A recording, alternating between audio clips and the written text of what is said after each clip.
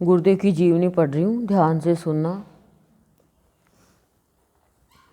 एक संत के जीवन वृतांतों को लिखने का एक जीवनी के रूप में उस संत की कृपा के वशीभूत हो प्रयास किया गया है, ताकि इस विश्व रूपी खेल कूद के मैदान में रमने वाले विचरने वाले लाभान्वित हो सके, अपने जीवन की गोद में भर पाए खुशियाँ आनंद भाव के रूप में प्रेम का सहारा ले, भाव के माध्यम से पथ गहन करते हुए उस संत के चरणों में शरणागत रूपी पुष्प अर्पित कर केवल मात्र उसकी कृपा व सद इच्छा से इस संत ने जन जन के सम्मुख रखा ही क्या, दुनिया वाले ऐसा ही विचारना उचित समझते हैं। उन्हें तो लगाव है काम से, क्रोध से, लोभ से, मोह से, मद से, मात्सर्य से, आहार से, निद्रा से, भय से, मैथुन से।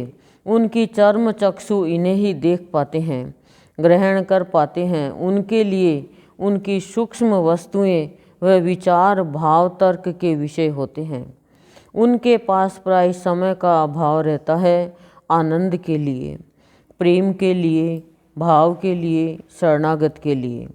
संत का आविर्भाव होता है संसार में साधारण जन के रूप में विश्व के कल्याण हेतु। कि संत जन्म लेते हैं इस धरती पर, आविर्भाव यानी जन्म लेना, किस लिए? साधारण रूप में जन्म लेते हैं, वो साधारण मनुष्य के जैसे, लेकिन वो सबके कल्याण के लिए ही इस धरा पर आते हैं। चाहे उनके साथ कोई कैसा भी व्यवहार करे, कैसी भी स्थिति आए, लेकिन वो सबका मतलब हृदय से कल्याण चाहते हैं। संत की जीवनी यही होती है, जो सबका कल्याण चाहे, सबका हित चाहे। लेकिन लोगों ने तो क्या देखा? काम क्रोध मोह मद लोभ मात्सर्य, लोगों ने यही देखा सिर्फ। उनको तो यही इन्हीं चीज़ों से लगाव था। वो संत को देख ही नहीं पाए। मनुष्य रूप में साक्षात भगवान आए, लेकिन लोगों का कैसा भाग्य कि संत में भी वो विकार खोजने लगे, उनको भी साधारण मनुष्य जानने लगे। और जब पता चला कि ये तो भगवान थे साक्षात और हमारे संग में थे, हमारे सामीप्य में थे, हमें ये शिक्षा दी, तब शरीर जाने के बाद कई लोग कहते हैं कि हमारे घर पे आए थे, मेरे से ये चीज़ मांगी, मेरे को ये कहा, मेरा जीवन बदल दिया। लेकिन फिर क्या है? इसलिए बार बार भगवान से प्रार्थना करनी चाहिए कि हे भगवान, मेरे जीवन में यदि कोई ऐसा श्रेष्ठ सज्जन पुरुष आए तो मैं पहचान सकूं, मुझे इतनी शक्ति दो। कैसे हम अपनों को पहचान लेते हैं, संत को क्यों नहीं पहचान पाते? क्योंकि संत को पहचानने के गुण संत देता है।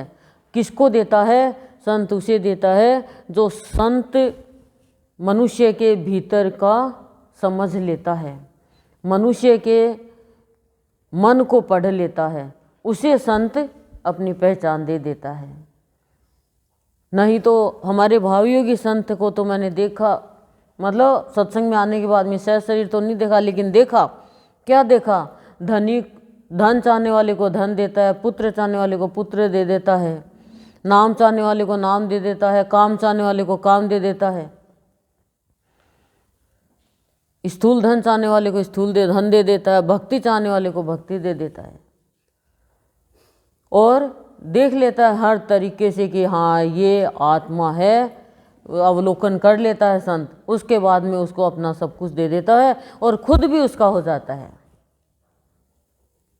खुद भी उसका हो जाता है। उससे वो कहता है मेरे से जो चाहे वो काम करवा लो, जो मेरा अपना है, जो मुझे ही अपना जन्मदाता मानता है, मुझे ही अपना भाग्य विधाता मानता है, मुझे ही अपना सर्वी सर्व मानता है। तो संत किस लिए आते हैं धरती पे? सबके कल्याण के लिए। लेकिन लोगों ने उनमें विकार खोज लिया।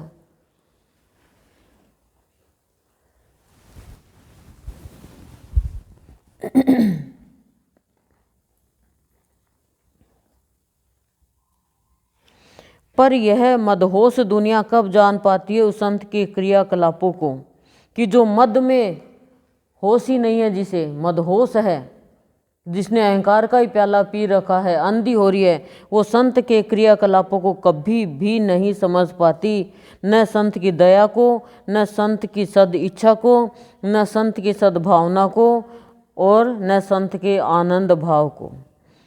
पर वह संत पीछे हटने वाला कदापि नहीं।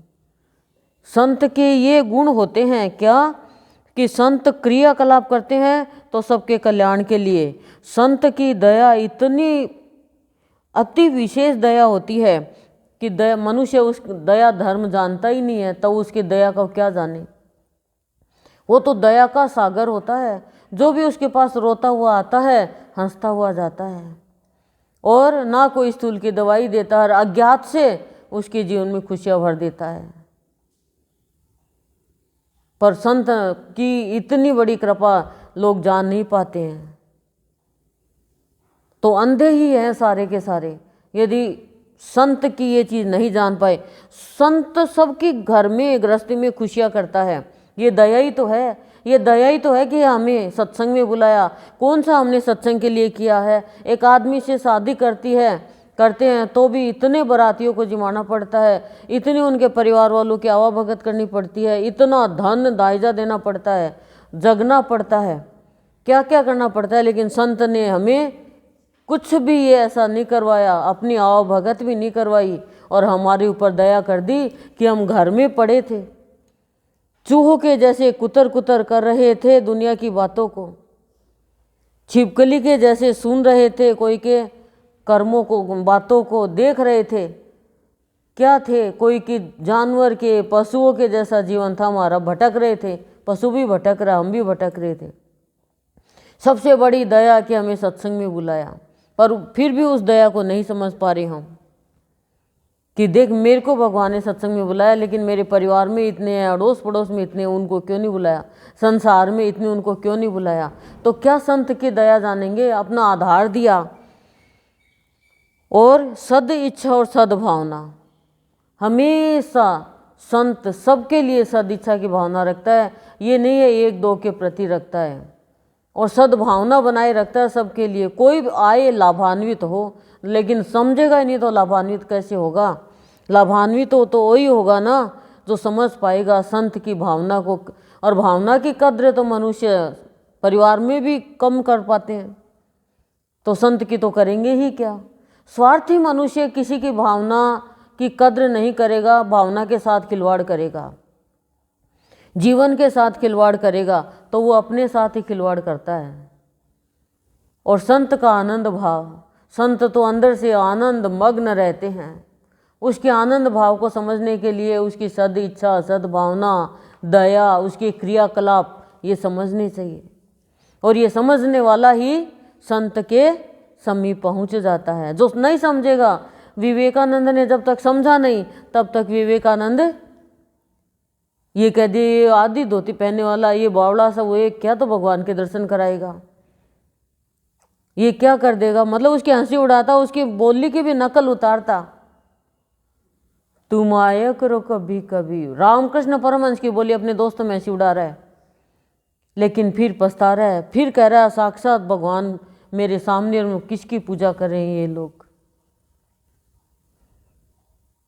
संत की सदिच्छा पहचान ली विवेकानंद ने। पहचानी कब, जब संत की कृपा हुई और संत ने उसके भीतर से देख लिया। तो संत ही एक ऐसा है जो भीतर का पहचान करके मनुष्य को बना देता है।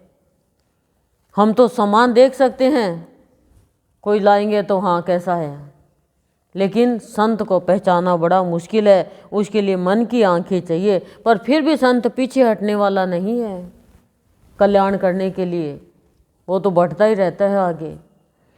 संत तो सत्य है। संत क्या है, सत्य है, पूरा का पूरा सत्य है। संत को पा लिया, सत्य को पा लिया, वह भ्रमित होने वाला नहीं, और सत्य तो ईश्वर है ही, वह किसी भी काम में भ्रमित नहीं होता है, शंका नहीं करता है संत कि क्या होगा क्या नहीं होगा।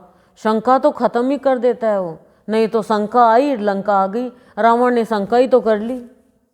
तो संत के ऊपर किसी ने शंका कर ली, भ्रमित हो गए, तो फिर क्या होगा, कुछ भी नहीं देगा संत उसको। और वो किसी से भ्रमित होता नहीं है, उसको चाहे कितना भी कोई भ्रम में डाले वो भ्रमित नहीं होता है। क्यों? सत्य तो ईश्वर है, ईश्वर कैसे भ्रमित होगा जिसके पास जीवन ही दिव्य है। हम यहाँ प्रश्न कर सकते हैं कि जब संत सत्य है, सद्गुरु सत्य है, सत्य चित आनंद है, ईश्वर है, तो उसका जन्म कैसा, उसका मरण कैसा? कि जब ईश्वर है तो उसको जन्म क्यों और मरण क्यों? उसकी जीवनी लिखने का प्रश्न ही भला कैसे हो सकता है? प्रश्न तो सही जान पड़ता है, वह संत जन जन के सम्मुख तो एक साधारण प्राणी ही होता है। कि जन जन के सम्मुख तो एक साधारण सा प्राणी होता है, वो क्या जाने कि संत का जन्म, ईश्वर का जन्म की क्या जरूरत है? जन्म क्यों लिया उसने माँ के गर्भ से? उसका कर्म हम सब जैसा ही होता है, परंतु वह कर्म में रत रहता है, बिना फल प्राप्ति की अभिलाषा लिए वह उनमें लिप्त नहीं होता। कि हमारे जैसे ही कर्म करता है लेकिन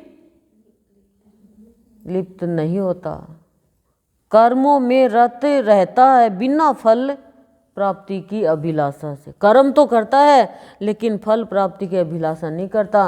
और हम तो इतना सा भी कर्म करेंगे तो ये सोचेंगे मेरे को इसका फल मिलेगा।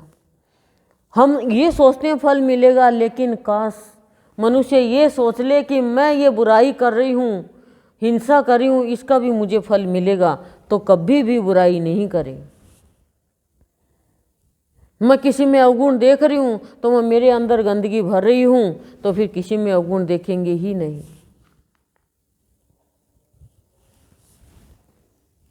वो तो साधारण काम होता है, जैसे साधारण प्राणी करता है ऐसे ही, लेकिन वो बिना फल की इच्छा के। हम तो किसी का अच्छा भी करेंगे तो बदले में चाहेंगे, किसी को नाश्ता भी कराएंगे, किसी के लिए करेंगे ना, तो भी ये सोचेंगे कि हाँ ये मेरे को कुछ दे दे।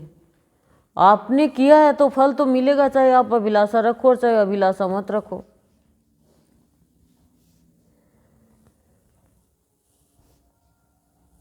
और लिप्त होता नहीं। प्राणी साधारणतः ऐसा जानने व मानने का इच्छुक नहीं, लेकिन मनुष्य ऐसा जानता है, मानना तो जानना चाहता और न मानता है। कि हमारे सामने तो काम करते थे, हमारे जैसे ही तो थे, हमारे जैसे खाना खाते, हमारे जैसे पानी पीते, हमारे जैसे ही रहते, लेकिन अंदर की संरचना तो अलग होती है ना। अंदर को कोई थोड़ी देख पाता है, अंदर का देखने की शक्ति तो बड़ भागी में ही होती है। वह हम सबके बीच रहता हुआ, हम जैसे कर्म करता हुआ भी अपने लक्ष्य से किंचित मात्र विचलित नहीं होता, तथा विश्व कल्याण हेतु डटा रहता है। अपने कर्मों के माध्यम से, भाव से, विचार से, दया से, सद्भावना से, प्रार्थना से, प्रयास से, विश्वास से, प्रेरणा से, आशीर्वाद से, भजन से, इतना काम करते हुए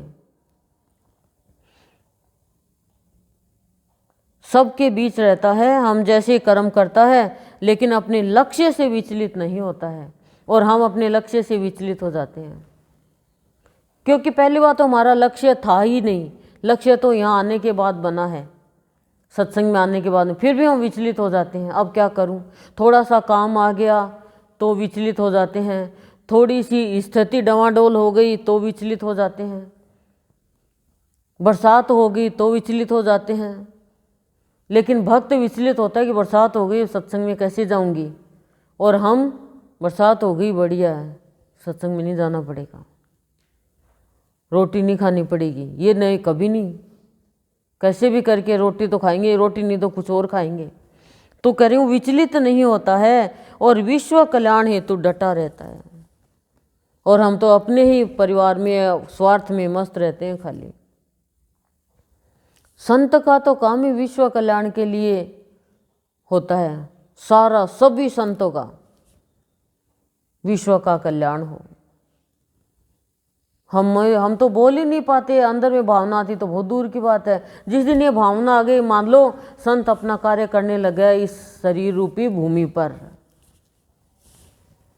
लेकिन क्या होता है विशेषता, हमारे माध्यम रहता हुआ भी विचलित नहीं होता है वो, और हमारे जैसे कर्म करता लक्ष्य से विचलित नहीं होता है। उसमें क्या होता है ऐसा, तो होता है वो भाव और विचार, दया, सद्भावना, प्रार्थना और प्रयास, विश्वास और प्रेरणा और आशीर्वाद और भजन, ये गुण होते हैं उसमें।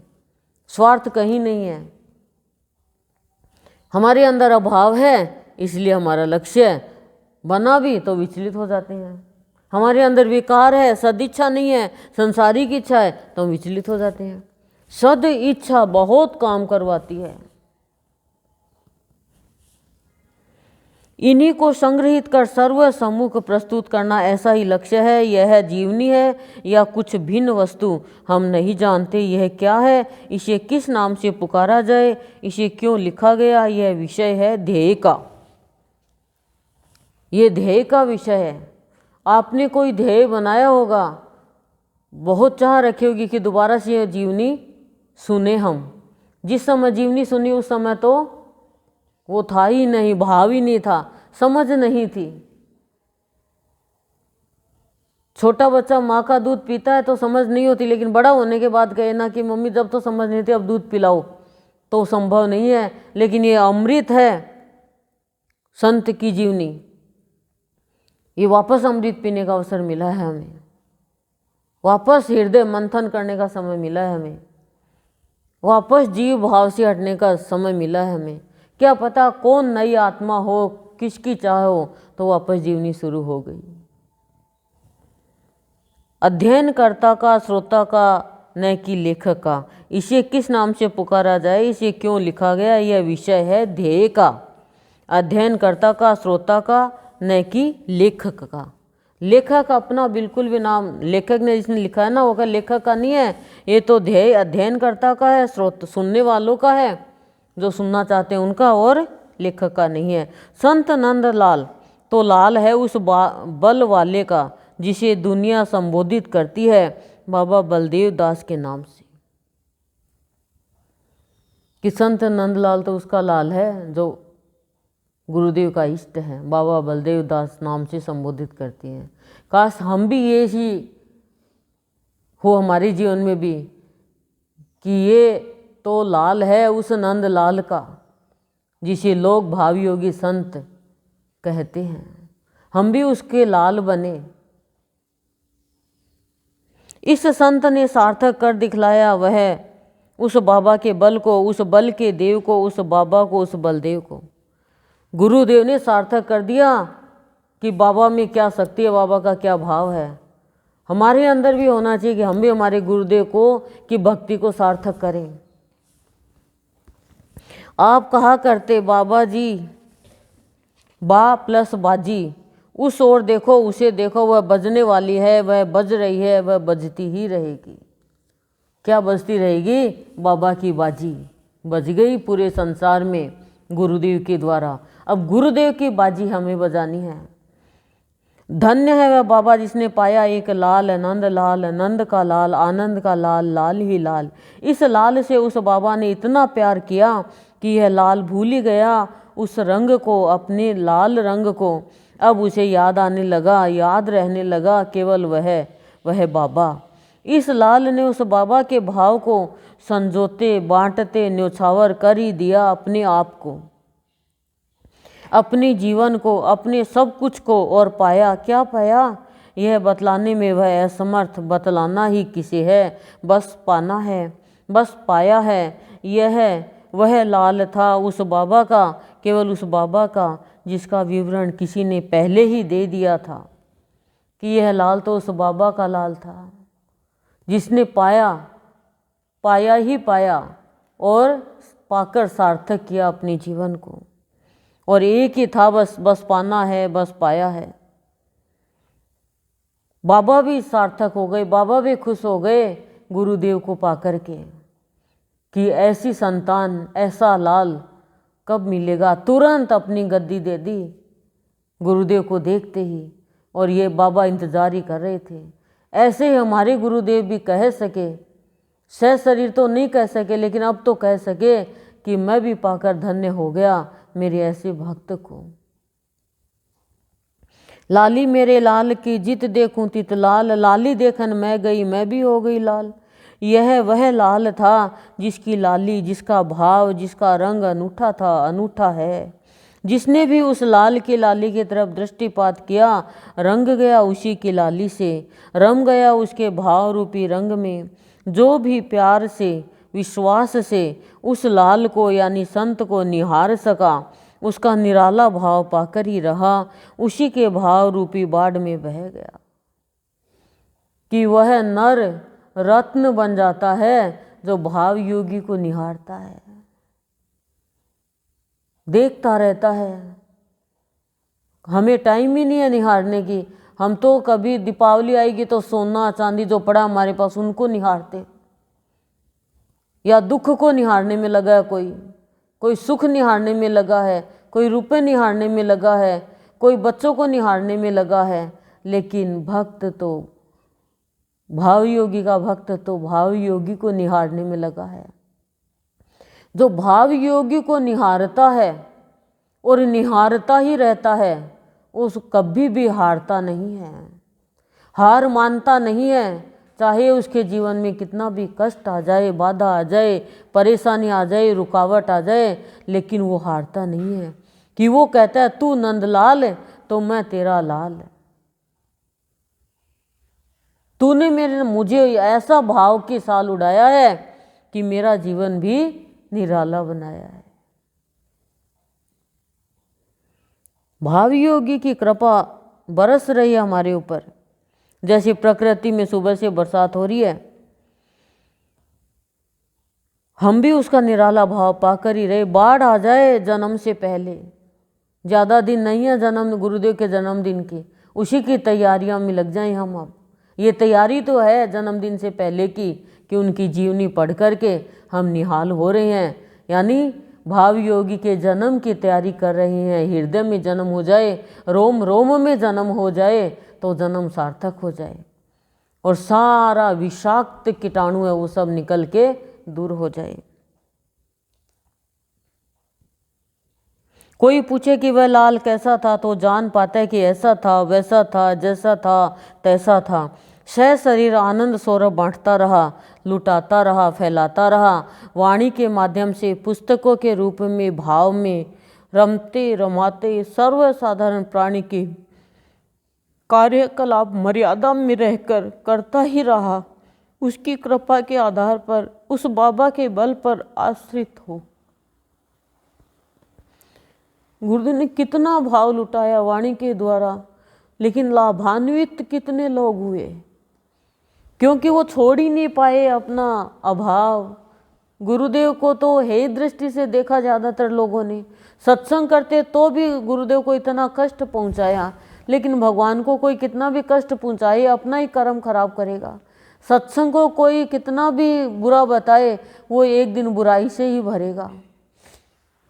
तो क्या करें कि संत की कितनी बड़ी विशेषता, क्या किया उसने कि सह शरीर आनंद सौरभ लुटाता रहा, आनंद की सुगंध लुटाता रहा सह शरीर।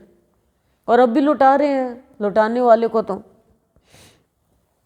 बांटता रहा और फैलाता रहा वाणी के द्वारा। लेने वाले ले लिए, नहीं लेने वाले यूं ही रह गए।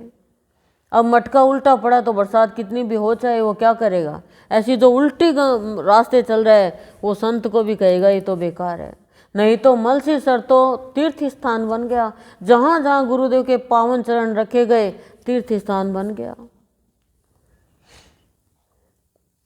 वाणी के द्वारा पुस्तकों के रूप में भाव में रमते रमाते, मतलब सर्वसाधारण प्राणी के कार्यकलाप मर्यादा में रहकर करता ही रहा। सर्वसाधारण प्राणी के लिए भी उसके जैसे ही कार्यकलाप करता रहा, लेकिन अनजाने में ही लुटाते रहे, लोगों को पता ही नहीं चला, क्योंकि जानबूझ कर दे तो लोग लेंगे ही नहीं। वो लुटाता रहा और लूटते रहे। जैसे बच्चे हैं, उनको क्या पता बरसात क्या होती है, आंधी क्या होती है, लेकिन जिसको पता है कि भी हाँ किसानों को कि बरसात बहुत ही अच्छी होती है, वो तो अपनी खेती लेके चल पड़ते हैं। तो भाव की वर्षा में कोई भीगेगा, वो तो अपनी शरीर रूपी खेती को तैयार कर ही लेगा। 20वीं शताब्दी को प्रारंभ हुए करीब करीब एक दशक बीत पाया था। भारतवर्ष के उत्तरार्ध में स्थित राजस्थान राज्य के अंतर्गत में बसा हुआ एक छोटा सा ग्राम है जिसे मलसीसर के नाम से बड़े गर्व से पुकारा जाता है। यह वही स्थान है जहाँ प्रातः स्मरणीय बाबा प्रेमगिरी जी की किसी काल में विराजते वह भक्तों को अपने नाम प्रेमगिरी या रूपी यानी पर्वत सदृश अपने प्रेम में स्थित कर दिया करते थे। यह वही स्थल है जहाँ उपरोक्त बाबा बलदेव दास अपनी साधना की गहराई को हृदय पटल पर अंकित कर विश्व को कृतकृत्य कर पाई। यह पावन भूमि इसी लाल को पा पुनः धन्य हुई। ये भूमि भी धन्य हो गई लाल को पाकर। जैसे कृष्ण भगवान ने जन्म लिया तो गोकुल धाम हो गया, व्रज धाम हो गया, ऐसे ही मलसीसर भी धाम हो गया। बाबा ने भी इस मलसीसर में साधना की कि ये मेरे लाल की भूमि है। संत का पदार्पण हुआ इस धराधाम पर सन 1909। कौन सी सन में? 1909। विक्रम संवत 1966 पौष शुक्ला त्रयोदशी के शुभ दिन आर्द्रा नक्षत्र में माता बासंती की कोख से पौष शुद्धि 13 को गुरुदेव का जन्म हुआ सन 1909। सशरीर पिता थे जगन्नाथ चौमाल यानी शर्मा। शुभ तिथि के अनुसार अन्नप्राशन हुआ, नाम रखा गया नंदलाल। आपके पिता के परिवार में आपके अलावा 3 पुत्र व 2 पुत्रियां और थी। गुरुदेव के भाई बहन। आप अपने पिता के पुत्रों में अंतिम। आपके बाद थी आपकी बहन जो सबसे तस्य थी, नाम था नर्मदा। माता पिता का प्यार व संस्कार पूरे परिवार को प्राप्त था, परंतु बालक नंदलाल तो प्रारंभ से ही अनूठा था, निराला था, अनोखा था, कुछ था ही। नाम और काम का रूपक एक, नाम और काम का रूपक एक, जैसा नाम वैसा काम। बालक नंदलाल जब केवल बाल ही था, सशरीर पिता को बिसरा बैठा, या पिता खत्म हो गए। अतः माँ के साये पर आश्रित हो बढ़ता ही रहा, बड़ा होता ही रहा। माता बासंती भी आपको निहार कर सर्व दुखों को बिसरा बैठती और बालक नंदलाल का तो कहना ही क्या। नंदलाल तो उस परम पिता का बाल प्रतिनिधि जो ठहरा। बालक के कार्य साधारण होते भी असाधारण देखे जाते। खेल ही खेल में लीला संपन्न हो जाती दर्शकों को चकित कर। प्रारंभ से ही बालक था सुकोमल व गौरवर्ण मुखड़ा, परंतु नेत्र विशाल व भावमय। माता बासंती के धार्मिक कृत्य जप तप ध्यान सूर्य नमस्कार उपवास इत्यादि थे। बालक पर अमिट छाप लगा दी, प्रेम की, भक्ति की, विश्वास की, निर्भयता की। धीरे धीरे बालक नंदलाल साधक नंदलाल के पथ पर अग्रसर होने लगा। अलौकिक भाव हृदय में शांत हुए। धीरे धीरे योगी के रास्ते पे चलने लगा, भक्ति के रास्ते पे चलने लगा। कौन? बालक नंदलाल। छोटे रूप में थे, गुरुदेव उनके विषय में बता रहे हैं। जब बालक की उम्र मात्र 5 या 6 वर्ष की ही रही होगी, नियम अनुसार दोपहर 3 बजे बुखार आ जाती। जब गुरुदेव 5-6 वर्ष के थे तब नियम से बुखार आ जाती दोपहर के 3 बजे। माँ ने तरह तरह के इलाज करवाए। दयनीय आर्थिक अवस्था को देखते हुए देखभाल की, सेवा शुश्रूषा भी की जो बन पड़ी, परंतु बुखार जाने का नाम न लेती। काफ़ी वक्त बीत गया, अवस्था ज्यों की त्यों, समय अनुसार बुखार आ जाती और चली जाती। 3 बजे आती और समय के अनुसार चली भी जाती। माँ परेशान हो गई। बालक को बल मिला भाव विचार से। घर से प्राप्त पुरातन माला हाथ में ले राम नाम जपना बालक ने एक दिन 2 बजे से प्रारंभ किया। 3 बजे बुखार आती, एक दिन गुरुदेव ने 2 बजे से राम का नाम जपना शुरू कर दिया, विश्वास के साथ, दृढ़ता के साथ। 3 बज गए, 4 बज गए, 5 बज गए, माला का फेरना बंद न हुआ, पर बुखार का अता पता न लगा। सदा के लिए, सर्वदा के लिए, सदा के लिए बुखार खत्म हो गई। 5-6 वर्ष के थे खाली, लेकिन विश्वास के साथ और दृढ़ता के साथ नाम लिया तो बुखार गई। थोड़ा सा भी वो होता भ्रम तो काम नहीं बनता। माँ ने भाव विभोर हो विचार व्यक्त किए, यह मेरा लाडला असाधारण होगा आगे चलकर। माँ के मन में विचार आ गया। इस तरह की अनेक घटनाएं आपके बाल्यकाल से लेकर शरीर त्याग पर्यंत घटती ही रही, सर्वसाधारण के विश्वास में वृद्धि हेतु। कि जो सर्वसाधारण लोग थे उनके विश्वास की वृद्धि के लिए ऐसी घटना बहुत घटी, परंतु ऐसी घटनाएं चमत्कार थी या लीला, यह विचारणीय है। यह संकेत था बालक के असाधारण होने का, अलौकिक होने का। 5 वर्ष की उम्र में ही अपनी अलौकिकता दिखा दी। करें अब चमत्कार था या लीला थी वो तो वही जाने। प्रारंभ से ही बालक नंदलाल ने रुचि पाई थी सरलता में, सहृदयता में, उदारता में, आनंद भाव में, अज्ञात में। इनमें रुचि थी इनकी कि खराब हृदय कभी नहीं रखना चाहिए, हृदय हमेशा सरल रखना चाहिए। सरलता का भाव ही आगे बढ़ाएगा। उदारता का भाव, दया का भाव, आनंद का भाव, इनमें ही रुचि थी। कोई की लड़ाई झगड़े में, तेरी मेरी में इनकी रुचि नहीं थी। चाहे कोई कितना भी कुछ भी देखे करे, संसार में तो हम भी रह रहे हैं, हमारा सहृदय कहाँ रहता है, हमारे अंदर सरलता कहाँ रहता है? हमारे अंदर तो कपट आ जाती है, धोखा, चिंता, बुरी भावना, ये सब आ जाती है। लेकिन नहीं, इनमें ही रुचि थी खाली। और अज्ञात में रुचि थी कि अज्ञात भगवान सबको चला रहा है, उनमें रुचि थी। ये नहीं था कि चलाने वाला कोई संसारी प्राणी है क्या। हृदय पटल था सरल, प्रकृति भी थी उसी अनुरूप कि उनका हृदय पटल एकदम सरल, इसमें कोई कपट नहीं, छल नहीं, धोखा नहीं, कोई भी जालसाजी नहीं, सब सरलता का भाव।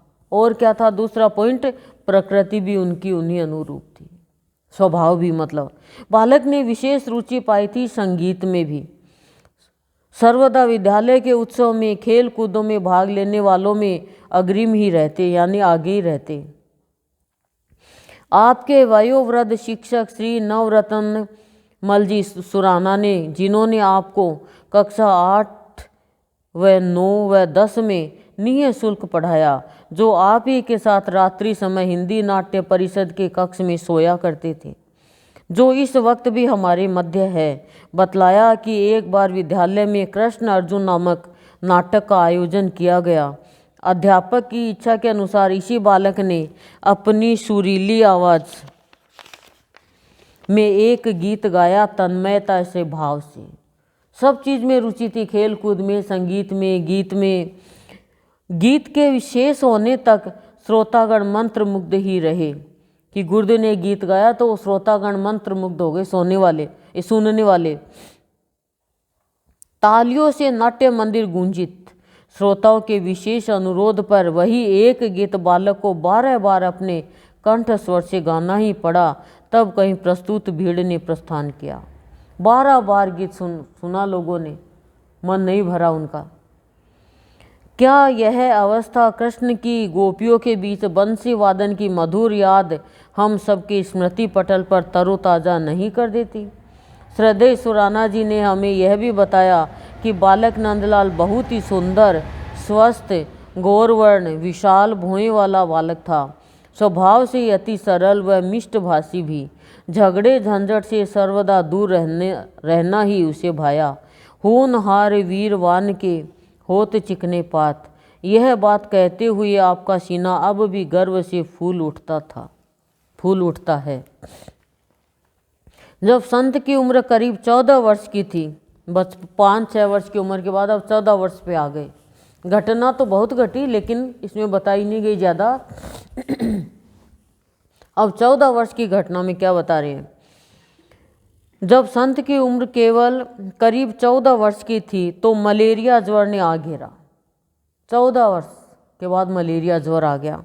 उसी वक्त आपकी बड़ी बहन सरस्वती के मियादी बुखार हावी हो गया। मियादी बुखार जिसके अपन टाइफाइड बोलते हैं, आपको आभास हुआ कि दोनों में से एक ही बच पाएगा और यह बात आपने माता बासंती को बतला दी। गुरुदेव को आभास हुआ, गुरुदेव के मलेरिया बुखार हुई, गुरुदेव की बहन के टाइफाइड निकल गया। तो गुरुदेव को आभास हुआ कि दोनों में से एक ही बचेगा। गुरुदेव ने अपनी माँ को बता दिया कि हम दोनों में से एक ही बच पाएगा। माता बासंती का स्नेह चूंकि उक्त बालक पर अधिक था, उन्होंने महिमामयी से इस बालक के हेतु वात्सल्य अधिक मात्रा में व्यक्त किया। अगले पखवाड़े के बीतते बीतते बहन सरस्वती यह लोक की लीला समाप्त कर चल बसी और बालक नंदलाल पूर्ण रूपेण समय पाकर स्वस्थ हो गया। संत के श्रीमुख से ईश्वर, ये संत के श्रीमुख से ही सुना, मतलब उन्होंने ये बताया है कि गुरुदेव से ही सुना ये बात। ईश्वरो इच्छा अनुसार बालक नंदलाल का तो साधक नंदलाल, फिर संत नंदलाल और शेष में सत्यचित आनंद स्वरूप होना बदा ही था। अतः प्रेरणा से माता बासंती की इच्छा भी उसी अनुकूल हो गई। बालक नंदलाल महामयी शक्ति से सुसंपन्न व विलक्षण गुणों से सुसज्जित होकर ही धराधाम पर आया था। उसके कार्य, उसकी जीवन लीला तो उसी अनुरूप होनी ही थी। अर्थाभाव के होते हुए भी बालक फलता फूलता गया, बढ़ता ही गया, चढ़ता ही गया अपनी सीढ़ियों पर, अपने लक्ष्य की ओर, सत्य की खोज में, अपने प्रिय को पाने रिझाने, उसी में रम जाने, उसी का हो जाने, स्वयं को पहचानने। देखो, अर्थाभाव यानी धन की कमी थी, लेकिन अपने लक्ष्य की ओर आगे बढ़ते ही गए, अपने प्रिय को पाने के लिए, उसको रिझाने के लिए। अर्थ की तरफ ध्यान ही नहीं दिया कि धन की कमी है क्या, आगे बढ़ते गए। क्यों? क्योंकि ये तो ईश्वर ही थे, ईश्वर का अवतार लेकर ही आए थे। हम साधारण प्राणी धन के अभाव में रुक जाते हैं, धन के लिए रुक जाते हैं। धन का कभी हमें ये ही मन में नहीं आता हम प्राणियों को तो कि इतना धन हो गया तो भी रोते ही रहते हैं धन के लिए। पूरी कमाई होगी, चाहे बैठे खाएं, बैंक में पैसा जमा है, ब्याज से बैठे खाएं, फिर भी धन के लिए तो गर्दन हिलती रहेगी, दिखेगा नहीं, फिर भी उन्हीं में लगे रहेंगे। इनको माया दबोचे हुए हैं। हम अपने लिए 1 घंटा नहीं निकाल पाते। देखो, अपने लिए निकालना है ये 1 घंटा 1.5 घंटा। सत्य की खोज के लिए बढ़ते ही गए आगे, स्वयं को पहचानने के लिए बढ़ते ही गए आगे। बालक प्रारंभ से ही उपासक रहा तल्लीनता, उदारता, निर्भयता का। 3 गुण, तल्लीनता, उदारता और निर्भयता। किसी से डरे नहीं, तल्लीन होकर कोई भी काम किया। तल्लीन होकर आप सुनोगे तो आपको वो चीज़ हमेशा याद रहेगी, लेकिन हम तल्लीन होके कोई की बुराई सुन लेते हैं, तल्लीन होके सुन लेते हैं कोई की बात, वो बात हमारे अंदर चल जाती है। तल्लीन होके अच्छी बात सुनेंगे तो वो भी चली जाएगी। उदारता का भाव, किसी का भी दुख देख नहीं सकते थे। वह सत्य की खोज में व्याकुल रहता उसे जानने के लिए। उदारता तो उसके जीवन का एक अभिन्न अंग था। किसी को दुखी देख ही नहीं पाते, किसी को दुखी देखा स्वतः ही दया का भाव द्रवित कर देता अंतः स्थल को। स्वयं कष्ट सहन कर भी दया का पथ अपनाना बालक अधिक न्यायोचित समझता रहा अंतिम क्षण तक। एक समय की बात है, आपका एक प्रेमी जन श्री राम कुमार वर्मा बिच्ची, जो कि एक चर्म रोग है जिसको अंग्रेजी में एक्जिमा कहते हैं, उनसे पूर्णतया पीड़ित हो आपके पास आया, गुरुदेव के पास आया बिच्ची का मरीज। आप उसकी शारीरिक व मानसिक अवस्था को लख द्रवित हो गए, उसको देखकर पिघल गए, दया का भाव आ गया। आपने भारी मन से परमपिता परमेश्वर से प्रार्थना की, आपके मुख से भी श्री राम कुमार शर्मा के स्वास्थ्य लाभ हेतु अभय वाणी प्रस्तुत हुई। परिणाम समक्ष था। उपरोक्त सज्जन स्वास्थ्य सुधार की ओर बढ़े, वेग से अग्रसर हुए। रोग उससे हटकर साधक नंदलाल के साकार शरीर में रैन बसेरा कर बैठा। बिच्चे का रोग नंद के लाल को जीवन भर ग्रसित करता रहा। गुरुदेव ने खुद ने अपने ऊपर ले ली वो बिच्चे की बीमारी, और गुरुदेव के वो बीमारी अंतिम समय तक रही। बिच्छी का रोग नंद के लाल को जीवन भर ग्रसित करता रहा। आपके दोनों हाथों में बहुता ही बिच्छी का रोग हावी रहता था। इस तरह की घटनाएं पाठकों ने इतिहास में भी अवश्य पढ़ी होगी। मुगल सम्राट बाबर ने अपने पुत्र हुमायूं के जीवन हेतु ईश्वर से प्रार्थना की थी, अपना जीवन अर्पण कर। परमपिता की कृपा से हुमायूं स्वस्थ हुए। सम्राट बाबर यह लोक से सदा के लिए चल बसे। ये संत मणि में है टॉपिक। परिवार की आर्थिक स्थिति पहले से ही शोचनीय थी। पिता की मृत्यु ने परिवार के लिए अर्थ की समस्या को बड़े ही विकृत रूप से सम्मुख उपस्थित कर दी। परिवार की आर्थिक स्थिति थी वो पहले से ही शोचनीय थी, पहले से खराब थी। पिता की मृत्यु ने परिवार के लिए अर्थ की समस्या को बड़े विकृत रूप से सम्मुख उपस्थित कर दी। जैसे पिता शरीर के पिता थे, वो मतलब शरीर से शांत हो गए तो आर्थिक अवस्था और भी गड़बड़ा गई। परिवार पालन का संपूर्ण भार माता के कंधों पर ही आकर स्थित हो गया। भरण पोषण हेतु माता बासंती को अपने निवास स्थान मलसीसर को त्याग कलकत्ते से रुख जोड़ना पड़ा कि इतनी आर्थिक अवस्था खराब हो गई, धन की कमी हो गई कि वो उस स्थान को छोड़ना पड़ा और कलकत्ता के लिए रवाना हो गए। यहाँ पहुँचने में परिवार को अत्यंत कष्ट का सामना करना ही पड़ा। अर्थाभाव के कारण, पैसे की कमी के कारण बहुत ही कष्ट का सामना करना पड़ा कलकत्ता पहुँचने में। बीच के रास्ते में भी माता के पास इतना अर्थ भी न था कि सभी सदस्यों की टिकटें रेल यात्रा के लिए खरीद सके। इतना पैसा भी नहीं था कि ट्रेन की टिकट खरीद सके सभी अपने परिवार के सदस्यों के लिए। गुरुदेव की माँ के पास किसी भी प्रकार प्रभु कृपा के साये में छिपकर वे कलकत्ता पहुंच पाई। उपरोक्त दृष्टांत से पाठकगण यह जान पाते हैं कि जो महापुरुष यानी असाधारण आते हैं उन्हें भी कितनी यातनाएं झेलनी पड़ती है, कितना कष्ट झेलना पड़ता है, परंतु उनके कार्यकलापों के पीछे ईश्वर कृपा का राज निहित रहता है। उनके हर कार्य के पीछे ईश्वर की कृपा का राज रहता, रहस्य रहता है। पैसे की कमी थोड़ी है संतों के पास में, लेकिन वो साधारण मनुष्य को जीकर दिखाते हैं कि बिना पैसे से भी कैसे जिया जा सकता है, कैसे भगवान की भक्ति कर सकता है प्राणी। खाली धन से ही भक्ति नहीं होती है। और विश्वास मान के चलो आप, बच्चों से जीवन सफल नहीं होता है, धन से जीवन सफल नहीं होता है। जीवन सफल होता है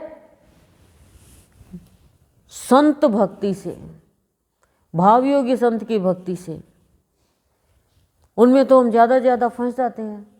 धन तो बहुत था दुर्योधन के पास में, धन तो बहुत था राजाओं के पास में, रावण के पास में, क्या जीवन सफल हो गया? बच्चे तो बहुत थे, रोते फिरते हैं।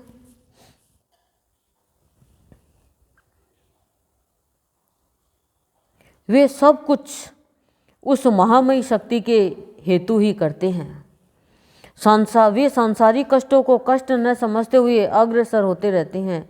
कलकत्ता पहुंचकर तेलियाबाड़ी चित्तपुर रोड ही परिवार का सर्वप्रथम निवास स्थान बना।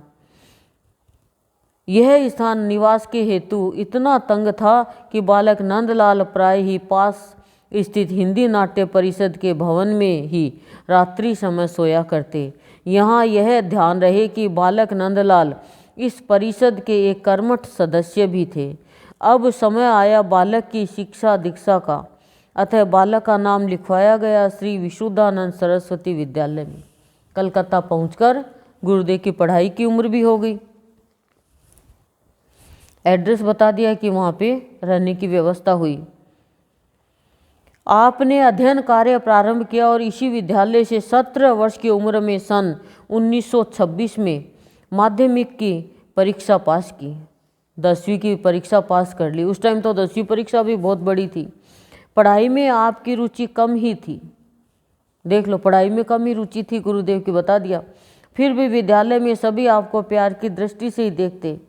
कारण था आपकी निर्भीकता, आपकी स्पष्टवादिता, साहित्य से प्रगाढ़ प्रेम, खेल कूद में विशेष रुचि, कक्षा में सर्वसम्मुख स्पष्ट रूप से बातें व्यक्त करना, कितनों को ही चकित कर दिया करता था। सुनने वाले प्रभावित हो ही जाते। उपरोक्त गुणों के कारण कक्षा के अन्य छात्र आपको अपना प्रतिनिधि चुनने में संकोच न करते। कि गुरुदेव में इतने गुण थे कि अपना प्रतिनिधि चुनना चाहते थे गुरुदेव को, और चुन भी लिया। स्पष्टवादिता थी, कोई बात छुपाते नहीं थे, स्पष्ट बोलते। ये नहीं है कि आधी अधूरी बात बोलते, छुपाते बात। जो कहनी थी सामने वाले को स्पष्ट रूप से कह देते। और स्पष्ट कहने के लिए निर्भीकता चाहिए। यदि जो डरता है वो स्पष्ट नहीं कहता है। खेल कूद में बालक को विशेष आनंद आता, यह भी एक कारण था आपकी सुगठित स्वास्थ्य का। हिंदी साहित्य में डूब जाना बालक का स्वभाव सा हो गया। अतः विद्यालय की पुस्तकालय से अच्छी अच्छी पुस्तकें लाना, उनका अध्ययन करना तथा सार ग्रहण कर लेना बालक के दिनचर्या का स्थायी अंग हो गया। भाई जिसकी हम पूजा करें उसके बारे में तो हमें पता होना चाहिए। बताओ भाई कब जन्म हुआ, कहाँ जन्म हुआ, कितने बहन भाई थे, माता पिता का क्या नाम था, उनकी क्या विशेषता थी। कोई पूछे तो क्या बताओगे? इसमें इसका मतलब आपको लगाव ही नहीं है। अभी रावण के बारे में पूछूं तो सब बता दोगे कि क्या था। कंस ने क्या किया, अपने माता पिता को जेल में डाल दिया, अपनी बहन को जेल में डाल दिया, अपनी बहनोई को जेल। अब बता दोगे, यानी बुराई संग्रह कर रहे हो, अवगुण संग्रह कर रहे हो। गुरुदेव ने के विशेषता बता रहे हैं। गुरुदेव में क्या गुण थे? निर्भयता थी, सहृदयता का भाव था, और सरलता थी, उदारता थी, कल्याण हेतु आए थे, सद इच्छा, प्रभु को रिझाना, सत्य को पाना। कितने गुण बताए हैं गुरुदेव के कि हमारे गुरुदेव में ये गुण थे। 5-6 वर्ष की उम्र में बुखार आ गई, फिर कैसे 2 बजे ही माला लेकर बैठ गए। कैसे उस व्यक्ति के अपनी उदारता के भाव के कारण बिच्ची अपने ऊपर ले ली, बिच्ची का रोग। कितने गुण थे, ये तो होना ही चाहिए याद। हम अपने बच्चों को भी कहते, तू छोटा था ना तो तू ऐसे करता था, तू ऐसे करता था। लेकिन इष्ट की जीवनी अपने हृदय स्थल पर धारण करना, यानी विकारों से मुक्ति पाना है। साधु ऐसा चाहिए जैसा सुप सुभाए, सारे सार को गही रहे, थोता दे उड़ाए। हिंदी नाट्य परिषद के संचालक थे राष्ट्र कवि श्री माधव शुक्ल। संगीत के शिक्षक थे मास्टर खादिम हुसैन खान। दोनों ही गुणीजन थे। बालक इन्हीं के निर्देशानुसार नाटक, संगीत, गीत, गायन इत्यादि में बहुत ही रुचि लेते थे। गुरुदेव खेलकूद में रुचि लेते। एक बार गुरुदेव ने गीत गाया तो 12 बार श्रोताओं ने गाया। क्यों? सुरीली आवाज़ में गाया। तो गुरुदेव की हर एक विशेषता हमारी वाणी पे होनी चाहिए। गुरुदेव की विशेषता क्या थी ये याद होगी तो फिर संसारिक झंझट ही खत्म हो जाएंगे, प्रपंच ही खत्म हो जाएगा, तेरी मेरी सब बुराइयां अंदर से साफ हो जाएगी, वाणी के पाप खत्म हो जाएंगे। तो साधु कैसा होना चाहिए वो बताया, सूप के जैसा। और रुचि क्या किसमें थी गुरुदेव की रुचि वो बताया इसमें, नाटक में, संगीत में, गीत में, गायन में। बालक ने बहुत से अच्छे अच्छे नाटकों में भाग लिया। श्री कृष्ण अर्जुन। अब गुरुदेव ने किस किस नाटक में भाग लिया? बचपन में भी कृष्ण अर्जुन किया था। कृष्ण अर्जुन, राणा प्रताप, भामाशाह की राजभक्ति, मेवाड़ पतन इत्यादि, इन नाटकों की छाप बालक के हृदय पटल पर सर्वदा रही। चूंकि बालक को बचपन से ही सांस्कृतिक कृत्यों से गहरा लगाव था, यह संबंध जीवन पर्यंत रहा। शुरू से ही रहा गुरुदेव को ये, और सदा रहा जीवन पर्यंत, यानी अंतिम समय तक। बड़ा होकर बालक अच्छे अच्छे नाटक, नाट्य सम्राट गिरीश चंद्र घोष, द्विजेंद्र लाल राय, महाकवि कालिदास, जय शंकर प्रसाद, सेठ गोविंद दास इत्यादि द्वारा रचित नाटकों को बड़े चाव से देखा करते थे। हमने भी देखा राजा हरिश्चंद्र, सत्यवान, सावित्री का, इनका बहुत नाटक देखे बचपन में। मना करता तो सब सो जाते, तो 2-3 महीने जने मिलकर नाटक देखने चल जाते। रात को 10 बजे से नाटक होता, नाटक वाले आते थे, देख के आते थे। बहुत नाटक देखे हुए हैं। रासलीला देखी हुई है, सारी रासलीला देखी हुई है। हिंदी नाट्य परिषद के मंच से आपने गांधी जी के सन 1929 के असहयोग आंदोलन में भी सक्रियता से भाग लिया। माध्यमिक पास करने के बाद विशारद का अध्ययन प्रारंभ हुआ तथा समयानुसार उसमें उत्तीर्ण भी हुए। आगे चलकर आपने 3 साल की होम्योपैथी की पढ़ाई भी सुचारू रूप से पूर्ण की। होम्योपैथिक वैद्य भी थे, पढ़ाई चालू कर तो इलाज भी क्या ही होगा। समझ में आ रहा है? उन दिनों समाज का यह रिवाज था कि कम उम्र में ही विवाह कर दिया जाए। अब विवाह की तैयारी हो गई। समाज वाले भी इस विषय पर चर्चा करने लगे। अतः सन 1923 में 14 वर्ष की उम्र में ही एक सुशील कन्या के साथ आपका विवाह संपन्न हो गया। 14 साल की उम्र में विवाह तो संपन्न हो गया, परंतु आपको संकेत मिला तेरी यह धर्मपत्नी न बच पाएगी। गुरुदेव को संकेत मिला कि तेरी धर्मपत्नी नहीं बच पाएगी। ससुराल से आप पत्नी को घर ले आए। ससुराल से आप पत्नी को ले घर पहुँचे। कुछ दिनों पश्चात ही पत्नी बीमार हो गई तथा इस संसार से सदा के लिए चल बसी। माता बासंती ने नंदलाल का दूसरा विवाह 1 वर्ष पश्चात एक सुशील कन्या देख संपन्न करवा दिया। इस पत्नी का नाम था नानीबाई। आप सुंदरता के अनन्य उपासक थे। सुंदरता के उपासक थे गुरुदेव, इसीलिए मैं आपको कहती हूँ सुंदर सुंदर रहो। बाहर से भी सुंदर तो भीतर से भी सुंदर रहते। परंतु आपकी यह पत्नी रूप से साधारण थी। इस कारण आप अपने मन में क्षुब्ध रहा करते, दुखी रहा करते। परमपिता परमेश्वर को यह स्वीकार न था कि किशोर नंदलाल शारीरिक सुंदरता का उपासक बने। परमपिता को यह नहीं था कि शारीरिक सुंदरता का उपासक बने। सृष्टि रचयिता की इच्छा अनुसार आपका उपासक यानी साधक बनना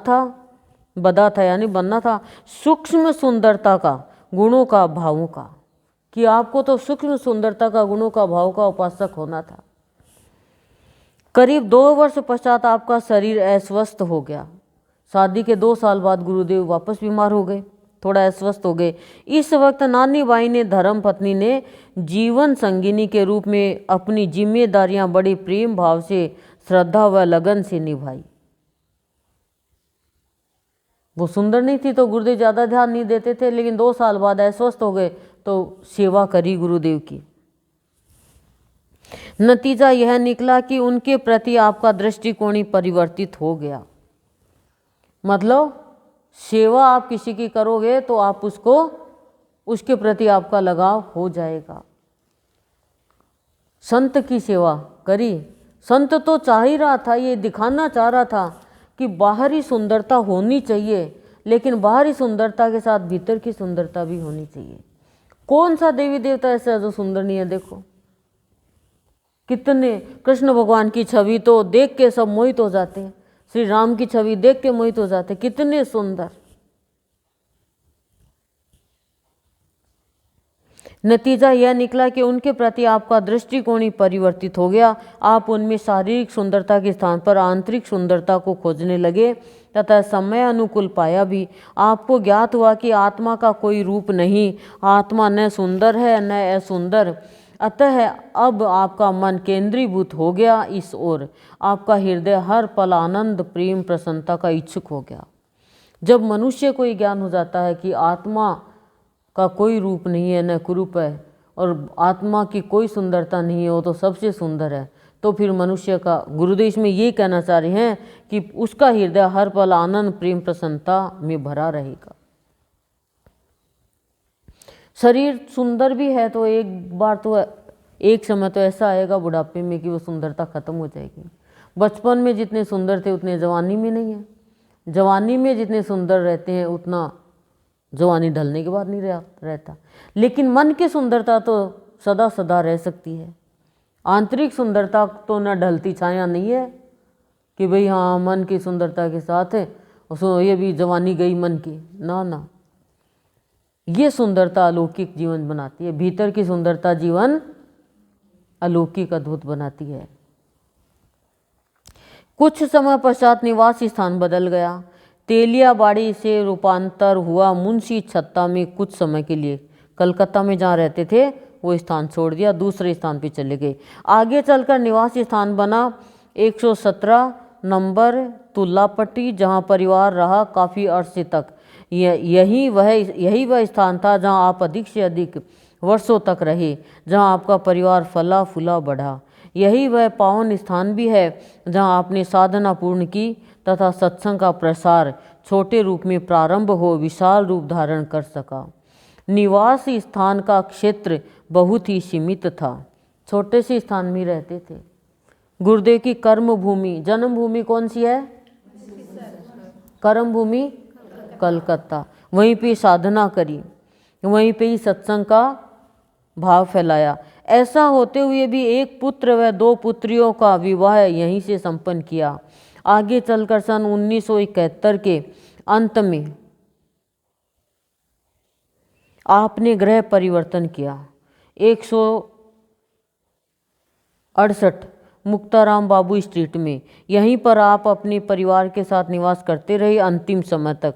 आपने अंतिम गृह परिवर्तन किया इसी स्थान से सन 1976 में।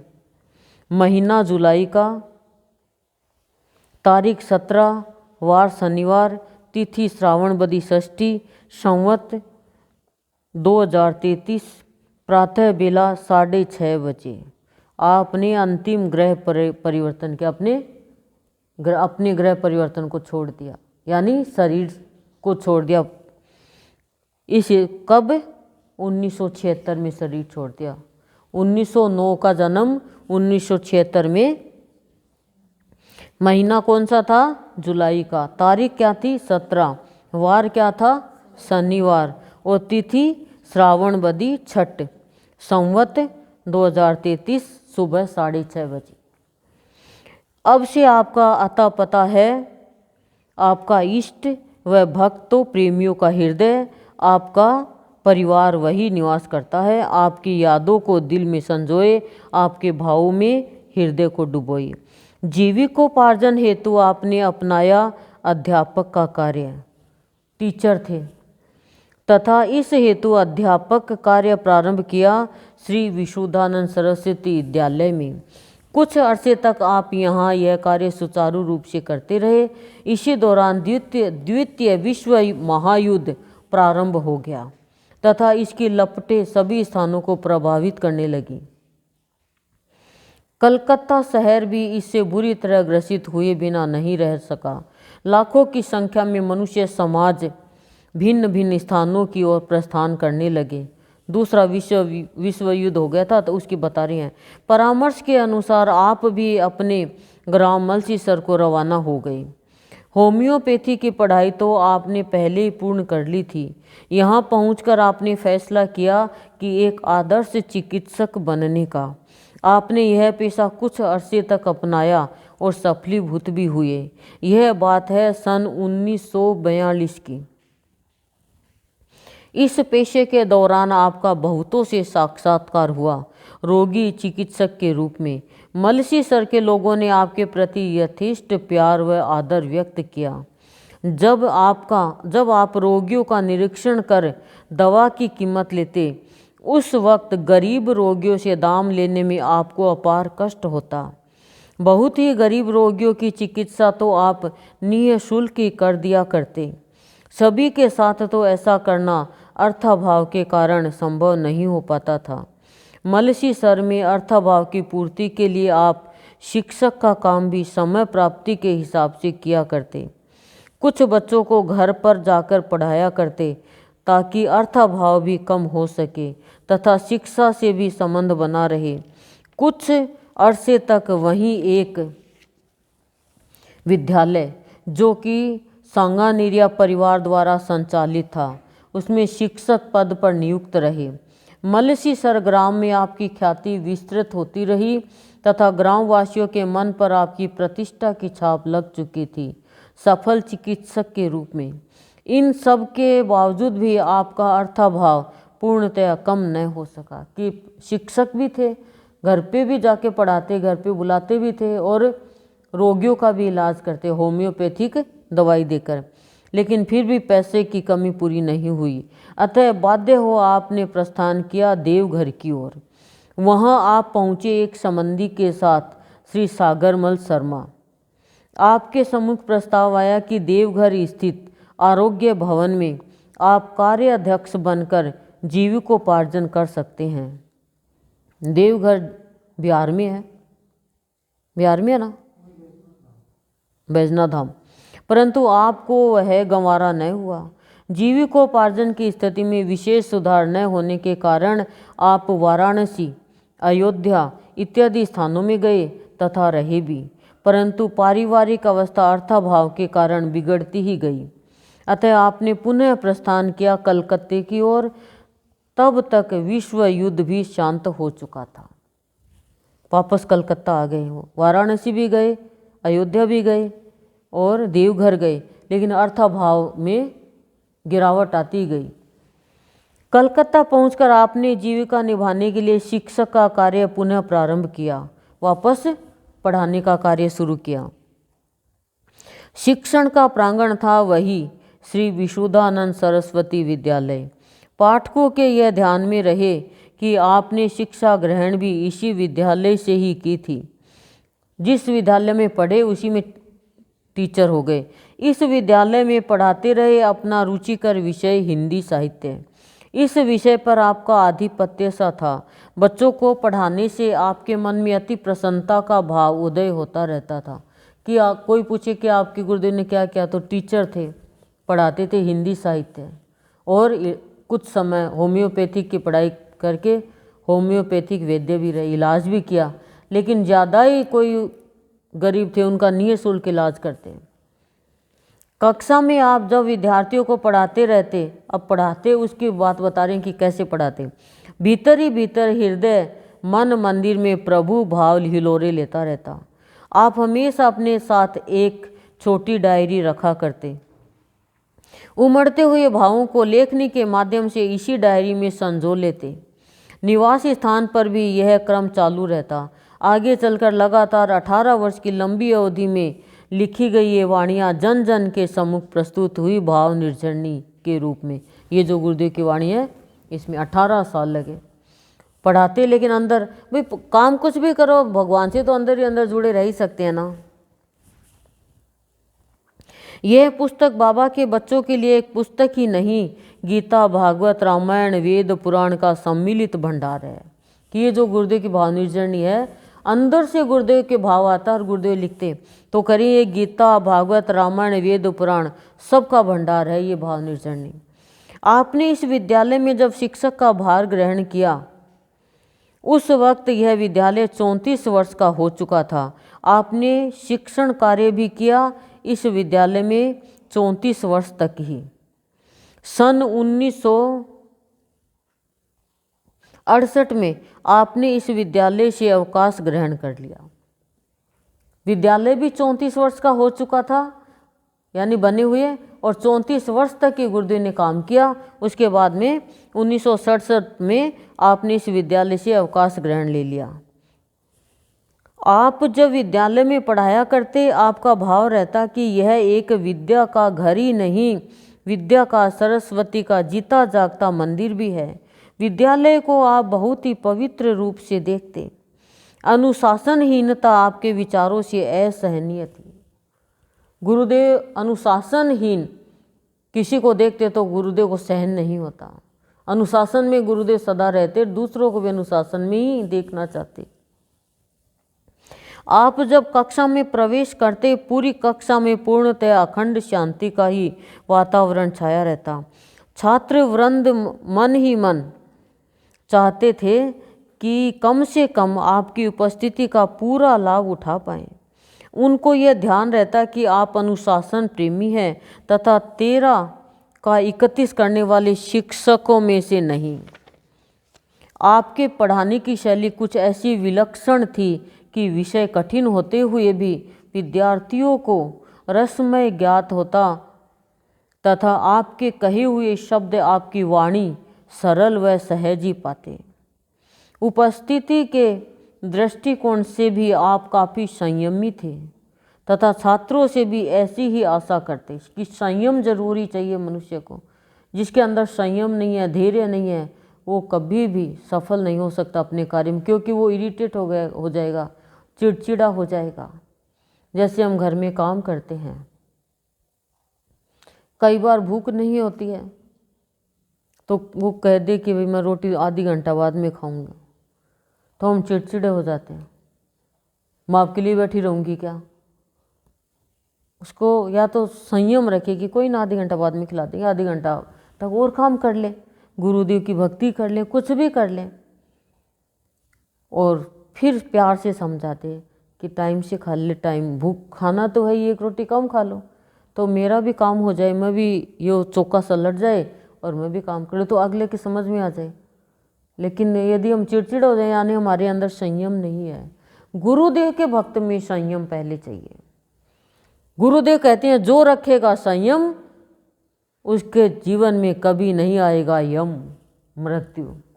संयम छोड़ना यानी इंसानियत से गिरना है। अब कभी जिस समय जो संयोग होता है वो होता ही है। अब जैसे खाना खाना है 1 बजे और हम ये कहें 12 बजे खा लो, तो कोई और काम कर लो 12 बजे तक। नींद आ रही है तो 1 घंटा पहले सो जाओ अलार्म लगा के। परिवार तो हमें चलाना ही है, परिवार को तो बगीचा बनाना ही है। गुरुदेव ने तो ये सिखाया, परिवार के लिए कहाँ कहाँ गए देखो। तो क्या कह रहे हैं, संयम बहुत था गुरुदेव में। छात्रों से यही शिक्षा देते और आशा करते, आज भी गुरुदेव आशा करते हैं कि तिल मिलाने का भाव छोड़ो, धैर्य रखो, संयम रखो, देखो आपके अंदर कितना परिवर्तन आ जाएगा। संयम के अभाव में क्रोध आता है। संयम के अभाव में मनुष्य दूसरे की छवि खराब करता है, अपनी भी छवि खराब कर देता है। आपके कक्षा में पढ़ने वाले छात्रों में से थे आपके पुत्र। गुरुदेव जिस क्लास में पढ़ाते उनमें गुरुदेव का पुत्र भी पढ़ता था। परीक्षा की कापियां भी शिक्षक होने के नाते आपको जांचनी पड़ती।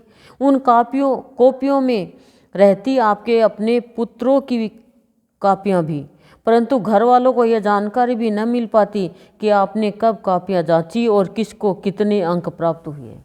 और आज तो टीचर कोई हो तो अपने पुत्र की तो मिटा करके सही करवा देते, लेकिन पता भी नहीं चलता कि कब जांची, कब घर पे लेके आई। परंतु घर वालों को यह जानकारी भी न मिल पाती कि आपने कब कापियां जांची और किसको कितने अंक प्राप्त हुए। अन्य छात्रों की तरह आपके लड़कों को भी कक्षा में ही प्राप्तांक की जानकारी मिल पाती, जो प्राप्त अंक हुए उनकी। इन सब चीज़ों को ध्यान में रखते हुए ही विद्यालय के पदाधिकारी व प्रधानाध्यापक आपका सम्मान करते तथा कुछ भी अनुचित कार्य करवाने का साहस न कर पाते। अनुचित कार्य करवाने का साहस नहीं कर पाते। ऐसा ही तो संत का जीवन होता है, तो सबके लिए सम्मान होता है। क्या कहा मैंने, क्या सेंटेंस बोली मैं? सबके लिए सम्मान होता है, ऐसा जीवन होता है। पर हमारा ऐसा नहीं होता ना। संत का तो जन्म से ही ऐसा होता है, तो उससे सब डरेंगे, उसको सब सम्मान देंगे। अच्छा काम कोई करेगा तो सबको अच्छा लगेगा, और बुरा काम करने वाला 10 दिन 15 दिन 20 दिन 1 साल 2 साल 3 साल 4 साल अच्छा लगेगा, फिर सोचेगा हे भगवान मेरा तो भाग्य खराब, किसका संग मिला, मैं और बुराई में चला गया, चली गई। कोई हमें बुराई में लेके जाता है तो हम जाते हैं, तो फिर इसका मतलब ये कि हमें ज्ञान ही है, हमारा प्रारब्ध है। पर भगवान से प्रार्थना करते जाओ, कुसंग से बचाना, कुसंग से बचाना।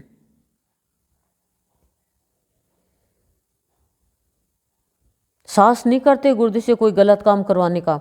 कुछ पदाधिकारियों ने अनुचित कार्य करवाना चाहा भी तो आपने उसके प्रति स्पष्ट रूप से विरोध ज्ञापन किया और अपने सही तरीकों को ही अंत तक अपनाया। कि कुछ ने करवाने की कोशिश करी कि भी इसकी छवि खराब हो जाएगी, कुछ बहुत मीठा मीठा बोल के गलत रास्ते चलवा लेते हैं, लेकिन गुरुदेव कभी नहीं चले और अपने तरीके से अंत तक करते रहे वो कार्य।